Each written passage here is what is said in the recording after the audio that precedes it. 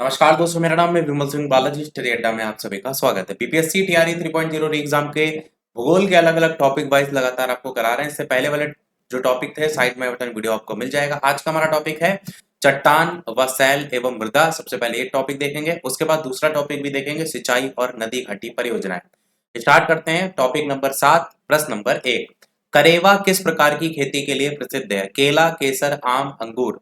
तो BPSC pre 2022 में आया हुआ क्वेश्चन है। आंसर यहाँ पर केसर जो है वो सही हो जाएगा। करेवा केसर की खेती के लिए प्रसिद्ध है। कश्मीरी भाषा में करेवा का शाब्दिक अर्थ होता है उन्नत टेबल लैंड। करेवा मृदा में समतल शीर्ष वाले टीले हैं जो कश्मीर घाटी को चारों तरफ से घेरे हुए हैं। करेवा के निक्षेपों में रेत, गाद मिट्टी, रोल मिट्टी इत्यादि पाए जाते हैं।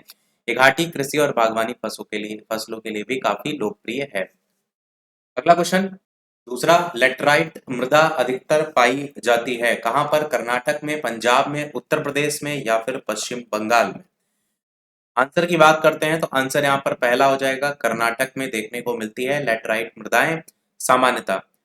कर्नाटक, केरल, तमिलनाडु, मध्य प्रदेश, उड़ीसा और असम के पहाड़ी क्षेत्रों में ये मृदाएं उच्च तापमान और भारी वर्षा के क्षेत्रों में विकसित होती हैं। ये मृदाएं उष्णकटिबंधीय वर्षा के कारण हुए निक्षालन का परिणाम है। इन मृदाओं में जैव पदार्थ नाइट्रोजन, फास्फेट और कैल्शियम की कमी होती है और लौह ऑक्साइड और पोटास की अधिकता होती है। अगला है प्रश्न, भारत के किस राज्य में काली मिट्टी वृहद क्षेत्र में पाई जाती है? तमिलनाडु, उड़ीसा, बिहार, महाराष्ट्र, कौन सा सही होगा? तो काली मिट्टी सर्वाधिक महाराष्ट्र राज्य में आपको देखने को मिलती है। और महाराष्ट्र के अलावा इस मिट्टी का विस्तार गुजरात के मध्यवर्ती भाग और पश्चिमी मध्य प्रदेश, उड़ीसा के दक्षिणी भाग, कर्नाटक के उत्तरी जिले, आंध्र प्रदेश के दक्षिणी और तटवर्ती भाग, तमिलनाडु, राजस्थान और उत्तर प्रदेश के बुंदेलखंड संभाग में भी देखने को मिलता है। अगला है, किस प्रदेश में क्षारीय मृदा का विस्तार सबसे अधिक है? हरियाणा, पंजाब, राजस्थान या उत्तर प्रदेश? आंसर यहाँ पर यूपी सही हो जाएगा। क्षारीय मृदा का सर्वाधिक विस्तार उत्तर प्रदेश में देखने को मिलता है। इस मिट्टी को ऊसर रे और कल्लर मिट्टी के नाम से भी जाना जाता है। मुख्य रूप से शुष्क जलवायु और खराब आबोहवा तंत्र के कारण इसमें लवणों की मात्रा बढ़ती जाती है। तो आंसर यहाँ पर उत्तर प्रदेश सही होगा। अगला, करेवा मृत्तिका को जाफरान केसर का एक स्थानीय प्रकार है, उसके उत्पादन के लिए उपयोगी है। ये पाई जाती है कश्मीर हिमालय में, गढ़वाल हिमालय में, नेपाल या पूर्वी हिमालय। आंसर कश्मीर हिमालय आपका सही होगा। करेवा मृत्तिका जो कि जाफरान के उत्पादन के लिए उपयोगी है, ये आपका कश्मीर हिमालय में पाई जाती है। इनमें हिमानी के मोटे निक्षेप तथा हिमोड़ उपस्थित होते हैं। ये जम्मू कश्मीर राज्य में पीर पंजाल श्रेणियों के पार्श्व में 1500 से 1850 मीटर की ऊंचाई पर मिलने वाले झीलीय निक्षेप हैं। अगला, इनमें से कौन सी मिट्टी नदियों के द्वारा निर्मित होती है? लाल मिट्टी, काली मिट्टी, जलोढ़ या लेटराइट मिट्टी? अच्छा क्वेश्चन है। जलोढ़ मिट्टी आपका सही हो जाएगा, जो कि नदियों के द्वारा अपरदित पदार्थों से निर्मित होती है। ये हल्के भूरे रंग की तथा गठन में रेतीले से दोमट प्रकार की मिट्टी है।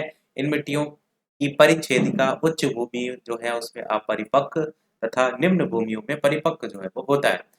भारत में जलोढ़ मिट्टी विशाल मैदान, महानदी, गोदावरी, कृष्णा, कावेरी के डेल्टाई क्षेत्रों में भी विस्तृत है। जलोढ़ जो मिट्टी है उसमें पोटास और चूना प्रचुर मात्रा में देखने को मिलता है। नाइट्रोजन और जीवाश्म का अभाव देखने को मिलता है। अगला है, दोमटी या लोम मिट्टी में मिट्टी का कौन सा कण मिलता है? बालू कण, चिकना कण, पांसु कण, सभी प्रकार के कण? आंसर यहाँ पर सभी प्रकार के कण देखने को मिलते हैं। दोमट एक प्रकार की मिट्टी है जो कि फसलों के लिए अत्यंत उर्वर होती है। इसमें 40% सिल्ट होता है, 20% चिकना कण और 40% बालू होती है। पानी तथा वायु के प्रवेश हेतु अधिक छिद्रिल होने के कारण फसलों की उर्वरा शक्ति भी अधिक जो है वो होती है। अगला क्वेश्चन है, पौधे को सबसे अधिक पानी किस मिट्टी में मिलता है? चिकनी मिट्टी, पांसु मिट्टी, बलुई मिट्टी या लोम मिट्टी? तो सबसे अधिक पानी जो देखने को मिलता है वो आपका क्ले सॉइल, चिकनी मिट्टी जो है वो सही हो जाएगा। क्योंकि चिकनी मिट्टी में नमी धारण करने की जो क्षमता होती है वो सर्वाधिक होती है, इसलिए इसमें पौधों को अधिक समय तक जल की प्राप्ति होती रहती है। किस मिट्टी में केसिका सबसे अधिक प्रभावशाली होता है? चिकनी मिट्टी, पांसु मिट्टी, बलुई मिट्टी, लोम मिट्टी? आंसर आपका यहाँ पर चिकनी मिट्टी जो है वो सही हो जाएगा। चिकनी मिट्टी में केसिका सबसे अधिक प्रभावी होता है। चिकनी मिट्टी में 50% और चिकनी मृदा तथा 50% से कम गाद व कुछ बालू पाए जाते हैं। इसमें जल धारण की क्षमता सबसे अधिक होती है। वायु का आवागमन कम होता है जिससे जल क्रांति हो जाती है और केसिका के कारण ये प्रक्रिया सुलभता से संपन्न होती है। अगला है, रेगुर मिट्टी सबसे ज्यादा है महाराष्ट्र, तमिलनाडु, आंध्र प्रदेश या झारखंड? तो ये महाराष्ट्र के अंतर्गत देखने को जो है वो मिलती है। काली या रेगुर मिट्टी एक परिपक्व मिट्टी है जो मुख्यतः दक्षिणी प्रायद्वीपीय पठार के लावा क्षेत्र में पाई जाती है। ये मिट्टी महाराष्ट्र तथा गुजरात में बहुतायत में पाई जाती है। इसमें नाइट्रोजन, फास्फोरस और जीवाश्म की कम मात्रा पाई जाती है, जबकि चूना, पोटास, मैग्नीशियम, एल्यूमिना और लोहा पर्याप्त मात्रा में देखने को मिलता है।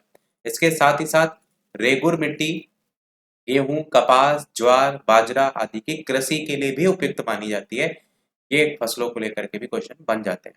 अगला क्वेश्चन है, गंगा के मैदान की पुरानी कछारी मिट्टी क्या कहलाती है? Very very important question. Answer की बात करते हैं तो भाबर या फिर बांगर, खादर या फिर खोंडोलाइट। आंसर यहाँ पर बांगर जो है वो सही होगा। गंगा के मैदान की पुरानी कछारी मिट्टी बांगर कहलाती है। बांगर वह ऊंचा भाग है जहां नदियों की बाढ़ का जल नहीं पहुंच पाता है। यहाँ पुरानी जलोढ़ मिट्टी द्वारा बना हुआ होता है। इसमें कैल्शियम की प्रचुरता होती है। खादर जो होता है नीचा भाग होता है। बादर बांगर देखेंगे तो ऊंचा भाग होता है। दोनों में डिफरेंस याद रखिए। तो खादर वो नीचा भाग है जहां नदियों की बाढ़ का जल प्रतिवर्ष पहुंचता है।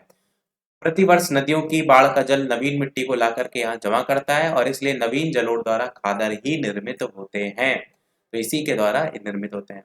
भाबर शिवालिक के गिरिपथ प्रदेश में सिंधु नदी से तीस्ता नदी तक पाया जाता है। गिरिपथ पर स्थित होने के कारण इस क्षेत्र में नदियां बड़ी मात्रा में भारी कंकड़, पत्थर, बजरी आदि लाकर जमा कर देती हैं, जिससे पारगम्य चट्टानों का निर्माण होता है।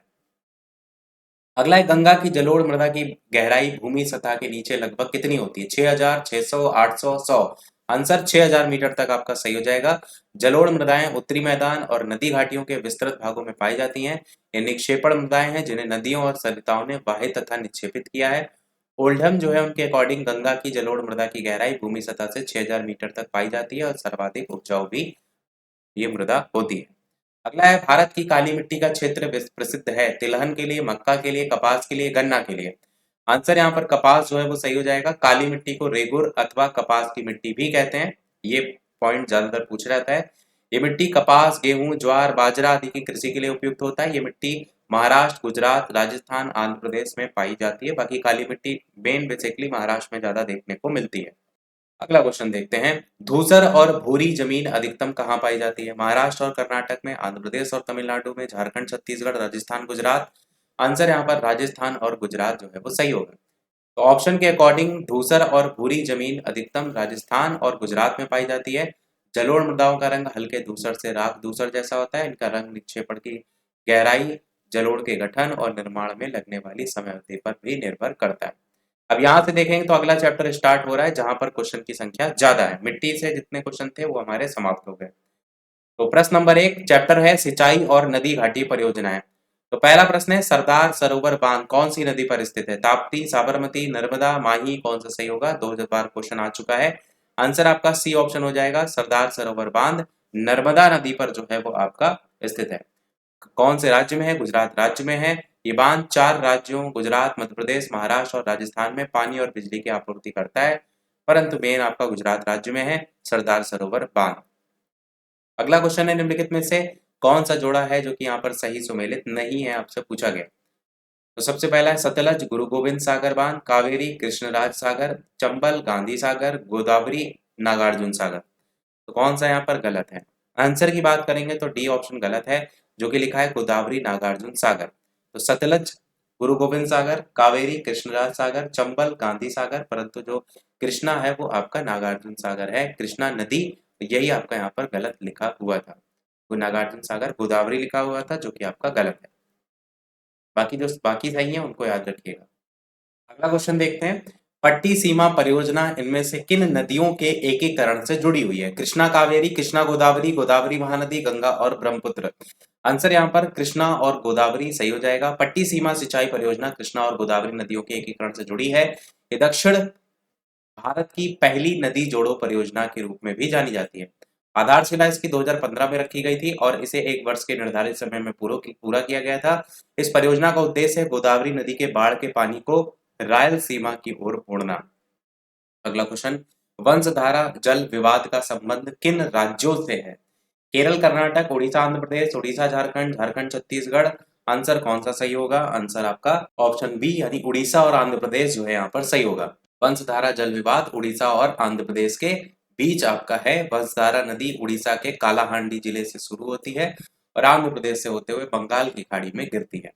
अगला है हीराकुंड बांध किस नदी पर बनाया गया है? भागीरथी, कृष्णा, महानदी या चंबल? ये क्वेश्चन काफी इंपॉर्टेंट है, काफी बार पूछा भी जाता है। बताइए कौन सा सही होगा। इसके साथ साथ जो भी चैनल पर नए हो सब्सक्राइब करके भी जरूर जुड़ जाइएगा ताकि आगे आने वाला वीडियो आप तक नोटिफिकेशन पहुंचता रहे, और नोटिफिकेशन बेल भी जरूर ऑन कर लीजिएगा। और वीडियो सभी लोग लाइक जरूर करते रहिएगा। लगातार हम डेली आपको प्रश्न प्रैक्टिस करा रहे हैं, तो एक लाइक तो आपका बनता ही है। बाकी पीडीएफ के लिए टारगेट 400 लाइक का, जैसे कंप्लीट होंगे पीडीएफ टेलीग्राम चैनल पर आपको मिल जाएगी। बाकी पहले की आप डाउनलोड कर सकते हैं और करंट अफेयर या डेली अपडेट के लिए टेलीग्राम चैनल से जुड़ सकते हैं। हीराकुंड बांध किस नदी पर है? आंसर आपका सी हो जाएगा, महानदी। हीराकुंड बांध उड़ीसा में महानदी पर बनाया गया। ये विश्व का सबसे लंबा बांध है और भारत की स्वतंत्रता के पश्चात शुरू की गई बृहद बहुउद्देशीय नदी घाटी परियोजनाओं में से एक है। भागीरथी नदी, टिहरी बांध उत्तराखंड, कृष्णा नदी, श्रीशैलम बांध आंध्र प्रदेश, चंबल, राणा प्रताप सागर। इस प्रकार से बाकी ऑप्शन भी आपको याद होने चाहिए क्योंकि इन्हें सभी से क्वेश्चन बनते हैं।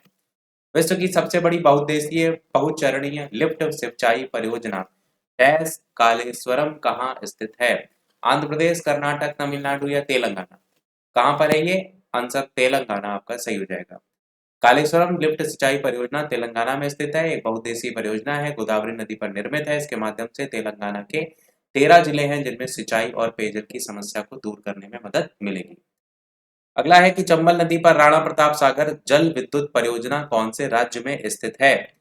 मध्य प्रदेश, राजस्थान या फिर उत्तर प्रदेश या फिर छत्तीसगढ़? इंपॉर्टेंट क्वेश्चन है, आंसर की बात करते हैं। आंसर यहाँ पर राजस्थान राज्य आपका सही होगा। चंबल नदी पर राणा प्रताप सागर बांध राजस्थान में चूलिया जलप्रपात के पास बनाया गया है। ऊंचाई है बांध की 54 मीटर। इसके अलावा चंबल नदी पर गांधी सागर बांध, जवाहर सागर बांध और कोटा बैराज का निर्माण भी किया गया है। अगला क्वेश्चन है निम्नलिखित में से कौन सा जोड़ा है जो कि गलत है? बहुउद्देशीय परियोजनाएं एक तरफ दी गई हैं और एक तरफ प्रदेश दिए गए हैं और बताना है कि कौन सा गलत है। कोयना परियोजना, तवा परियोजना, रेहंद परियोजना, काकरापार परियोजना? आंसर की बात करेंगे, जो गलत है वो पहला है कोयना परियोजना, क्योंकि कोयना परियोजना आपकी महाराष्ट्र राज्य से संबंधित है, ना कि आपकी केरल से, तो ये आपका गलत था। बाकी तवा मध्य प्रदेश, रेहंद उत्तर प्रदेश और काकरापार गुजरात, बाकी भी आपको याद रखनी है। अगला देखते हैं, राणा प्रताप सागर बांध किस नदी पर बनाया गया है? ये भी इंपॉर्टेंट क्वेश्चन है। घाघरा, कोसी, यमुना या फिर चंबल? कौन सा इनमें से सही होगा? आंसर की बात करते हैं तो आंसर यहाँ पर चंबल जो है वो सही होगा। तो राणा प्रताप सागर बांध राजस्थान के रावत भाटा जिले में चंबल नदी पर बनाया गया है। इस बांध की ऊंचाई लगभग आपकी 54 मीटर है और ये बांध गांधी सागर बांध से लगभग 48 किलोमीटर दूर चूलिया जलप्रपात के निकट स्थित है। चूलिया जलप्रपात अभी ऊपर क्वेश्चन आया भी था। अगला क्वेश्चन है आपका, निम्नलिखित में से कौन सा युग्म है जो कि सही नहीं है, आपसे यहाँ पर पूछा गया। भाखड़ा नागल बांध सतलज नदी पर, सरदार सरोवर बांध नर्मदा नदी, हीराकुंड बांध महानदी, नागार्जुन सागर बांध गोदावरी? तो कौन सा यहाँ पर गलत होगा? आंसर की बात करते हैं इन सभी ऑप्शन में से, तो डी ऑप्शन यहाँ पर नागार्जुन सागर बांध गोदावरी जो लिखा है वो गलत है, क्योंकि नागार्जुन सागर बांध कृष्णा नदी पर है। बाकी भाखड़ा नागल बांध सतलज नदी, सरदार सरोवर बांध नर्मदा नदी और हीराकुंड बांध महानदी, ये तीनों भी रट के आपको रखने हैं। अगला क्वेश्चन आपका है, भाखड़ा बांध किस नदी पर स्थित है? रावी, व्यास, झेलम या सतलज? कौन सा सही होगा? आंसर की बात करते हैं तो सतलज नदी आपका सही होगा। भाखड़ा नागल बांध हिमाचल प्रदेश में बिलासपुर जिले में सतलज नदी पर स्थित देश की सबसे बड़ी बहुउद्देशीय परियोजना है। टिहरी बांध के बाद ये भारत का दूसरा सबसे ऊंचा बांध भी है और इसकी ऊंचाई 226 मीटर है। पंडित जवाहरलाल नेहरू के द्वारा 22 अक्टूबर 1963 को इसको देश को समर्पित किया गया था। अगला है, भारत में सबसे ऊंचा जलप्रपात कालिंदी जलप्रपात, जोग जलप्रपात, मिल्की जलप्रपात, सिमसा जलप्रपात? कौन सा इनमें से सही होगा? आंसर की बात करते हैं इनमें से, तो आंसर आपका जोग जलप्रपात यहाँ पर सही हो जाएगा। जिसकी बात करेंगे तो ऑप्शन के अकॉर्डिंग भारत का सबसे ऊंचा जलप्रपात जोग या गरसोप्पा या महात्मा गांधी जलप्रपात है। ये शरावती नदी पर है, कर्नाटक राज्य में है। संपूर्ण रूप से भारत का सबसे ऊंचा जलप्रपात अगर देखेंगे तो आपका कुंचिकल जलप्रपात है और ये वराह नदी पर कर्नाटक में है। तो ये ध्यान रखिएगा, विकल्प के अनुसार जोग हो जाएगा, वैसे आपका कुंचिकल जो है वो सही होगा और है दोनों के दोनों कर्नाटक राज्य में। अगला है, मनाली से लेह तक बनी विश्व की सबसे ऊंची सड़क स्थायी ऊंचाई पर आपसे पूछा गया स्थित है 4500, 3500, 4000 या 5000? आंसर की अगर बात करें तो आंसर हो जाएगा सी यानी 4000 मीटर। मनाली से लेह तक बनी विश्व की सबसे ऊंची सड़क 4000 मीटर की ऊंचाई पर स्थित है। सीमा सड़क संगठन ने लद्दाख में विश्व की सबसे ऊंची सड़क 4000 मीटर और फीट में 19,024 फीट की अधिक ऊंचाई पर स्थित उमलिंगला टॉप से होकर के गुजरती है। बीआरओ की हिमांग परियोजना के तहत इसका निर्माण किया गया है। अगला क्वेश्चन है, टिहरी बांध परियोजना से निर्मित जलाशय का नाम क्या है? गोविंद सागर, उमेद सागर या फिर स्वामी रामतीर्थ सागर या फिर गोविंद वल्लभ सागर? आंसर यहाँ पर आपका सी हो जाएगा, स्वामी रामतीर्थ सागर।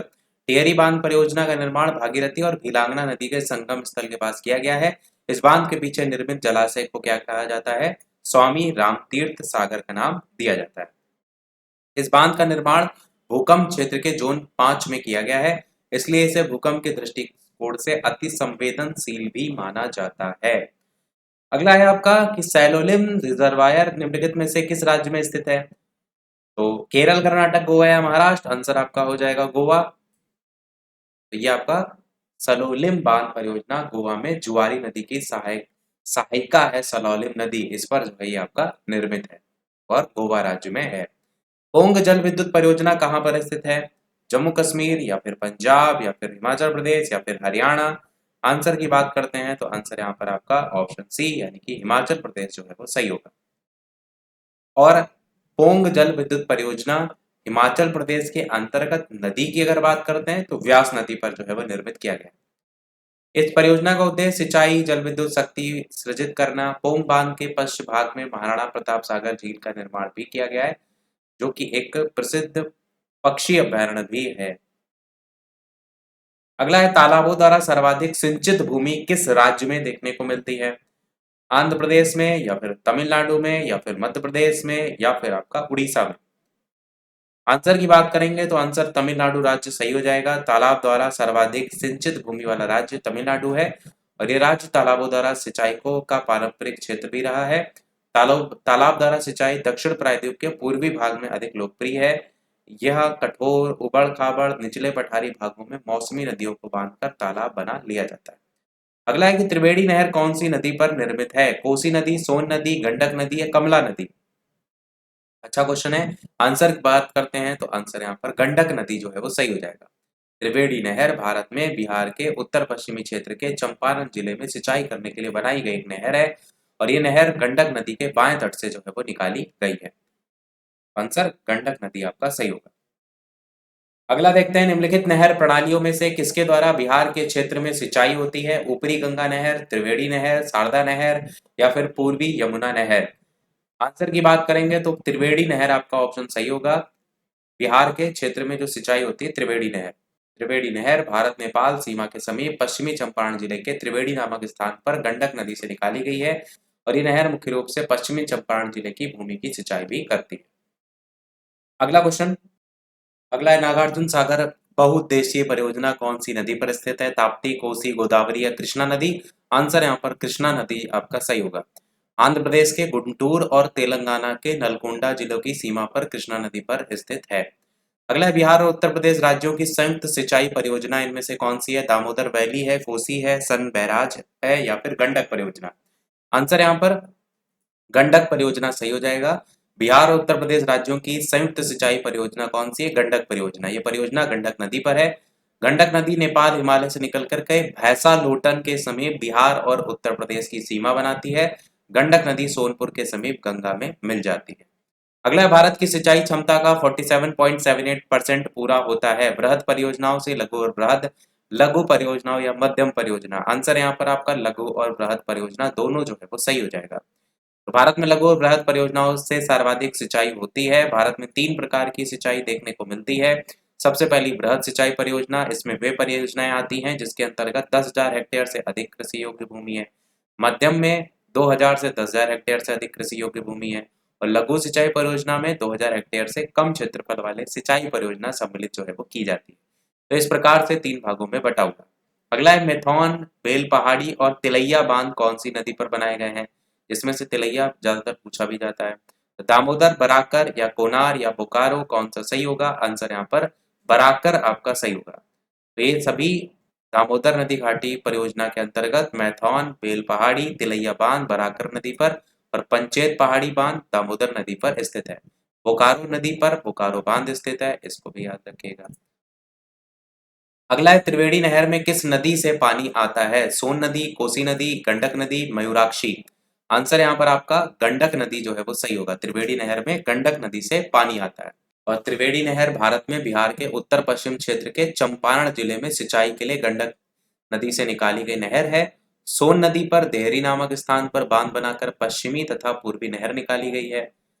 गंगा की सहायक कोसी नदी पर बांध बनाकर पूर्णिया, दरभंगा, चंपारण और सारण जिलों की सिंचाई नहरें के द्वारा की जाती है। मयूराक्षी योजना की नहरों द्वारा पश्चिमी बंगाल के वीरभूमि, मुर्शिदाबाद और वर्धमान जिलों की सिंचाई की जाती है। तो ये सारे याद रख सकते हैं। अगला है भाखड़ा नागल बांध कौन सी नदी पर बनाई गई है? तो इंपॉर्टेंट क्वेश्चन है। रावी, सिंधु, चेनाब या सतलज? तो सतलज नदी आपका सही हो जाएगा। भाखड़ा नागल परियोजना एक बहुउद्देशीय परियोजना है। पंजाब, हरियाणा और राजस्थान की सम्मिलित परियोजना है। इसका निर्माण 1963 में सतलज नदी पर किया गया। अगला है सारण सिंचाई नहर निकलती है सोन से, गंगा से, कोसी से या गंडक से? तो आंसर यहाँ पर गंडक सही हो जाएगा। सारण सिंचाई नहर की अगर बात करें तो गंगा की सहायक गंडक नदी पर त्रिवेणी घाट नामक स्थान पर बांध बनाया गया है। इसके पूर्वी किनारों से तिरहुत नहर और पश्चिमी किनारों से सारण नहर निकाली गई है। इनसे सारण, चंपारण, मुजफ्फरपुर और दरभंगा जिलों में लगभग 10 लाख हेक्टेयर भूमि सिंचित होती है। अगला है हीराकुंड बांध तैयार किया गया है नर्मदा पर, महानदी पर, गोदावरी पर, चंबल पर? कौन सा सही होगा? आंसर यहाँ पर महानदी जो है वो सही हो जाएगा। हीराकुंड बांध उड़ीसा में महानदी पर निर्मित एक बांध है और महानदी पर निर्मित ये बांध संसार के सबसे लंबे बांधों में से एक है, जिसकी कुल लंबाई 4.8 किलोमीटर है। अगला है दामोदर घाटी निगम कब स्थापित हुई थी? तो आंसर आपका हो जाएगा 1948। अमेरिका की टेनेसी घाटी परियोजना से प्रभावित होकर के ही भारत सरकार ने 1948 में दामोदर घाटी निगम की स्थापना एक अधिनियम बनाकर बिहार और पश्चिम बंगाल की सरकार के साथ मिला करके किया था, जिससे इसके जल का यूज सिंचाई में किया जा सके और साथ ही बिजली का उत्पादन भी किया जा सके। अगला है भाखड़ा नागल एक संयुक्त परियोजना किन किन राज्यों की है? हरियाणा, पंजाब, राजस्थान की है या हरियाणा, पंजाब, दिल्ली, हिमाचल प्रदेश, हरियाणा, पंजाब या पंजाब, दिल्ली, राजस्थान? आंसर यहाँ पर पहला हरियाणा, पंजाब और राजस्थान की है, पहला सही हो जाएगा। सतलज नदी पर भाखड़ा नागल बांध का निर्माण किया गया है। इस बांध के पीछे गोविंद सागर जलाशय भी है और इस योजना के उद्देश्य की बात करें तो सतलज सतलज और यमुना के मध्यवर्ती भाग में सिंचाई करना, सरहिंद नहर में जल बढ़ाकर सिंचाई क्षेत्र में वृद्धि करना, गंगा नहर के द्वारा राजस्थान में सिंचाई करना, 12 लाख किलोवाट विद्युत उत्पादन करना, ये सब इसके लक्ष्य हैं। अगला है सिंचित भूमि के अंतर्गत शुद्ध बोई गई भूमि में प्रतिशत के घटते क्रम में रखे गए राज्यों का सही क्रम आपको बताना है, कौन सा सही होगा? तो पंजाब, फिर हरियाणा, फिर उत्तर प्रदेश, फिर आंध्र प्रदेश, ये आपका यहाँ पर सही हो जाएगा। तो सिंचित भूमि के अंतर्गत शुद्ध बोई गई भूमि में प्रतिशत के घटते क्रम में राज्यों का ये सही क्रम है। अच्छा, अब देखते हैं इसी टॉपिक से क्या टीचिंग वाले पोर्शन से क्वेश्चन आए। तो ये हमारा टॉपिक था। सबसे पहले चट्टान, सैल और मृदा, इसमें से क्वेश्चन आया है बीपीएससी प्री 2023 में। इनमें से कौन सा कथन है जो कि सही है? धारवाड़ चट्टान संरचना में प्राकृतिक गैस पाई जाती है। अभ्रक कोडरमा में पाया जाता है। कडप्पा श्रृंखला हीरो के लिए प्रसिद्ध है और पेट्रोलियम भंडार अरावली पहाड़ियों में पाए जाते हैं। तो जो सही है वो बी वाला है कि अभ्रक कोडरमा में पाया जाता है, ये सही है। अभ्रक कोडरमा में पाया जाता है कथन सही है। पहले ये विश्व स्तर पर अभ्रक के उत्पादन के लिए प्रसिद्ध था। इसे भारत का माइका कैपिटल भी जो है वो कहा जाता है। वर्तमान में कोडरमा जिले में हजारों एकड़ से अधिक माइका खनन के पट्टे हैं। वन संरक्षण अधिनियम 1980 के लागू होने के बाद सभी अभ्रक खानों को बंद कर दिया गया था, क्योंकि सभी खनन पट्टे जंगल के अभयारण्य क्षेत्र में आते हैं। भारत के अभ्रक भंडार का लगभग 95% झारखंड, आंध्र प्रदेश और राजस्थान राज्य में स्थित है।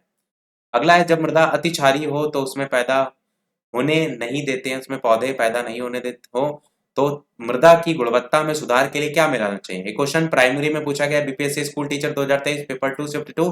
कार्बनिक पदार्थ, बिना बुझा चूना, कैलामाइन का घोल या इनमें से एक से अधिक, इनमें से कोई नहीं। आंसर कार्बनिक पदार्थ सही हो जाएगा।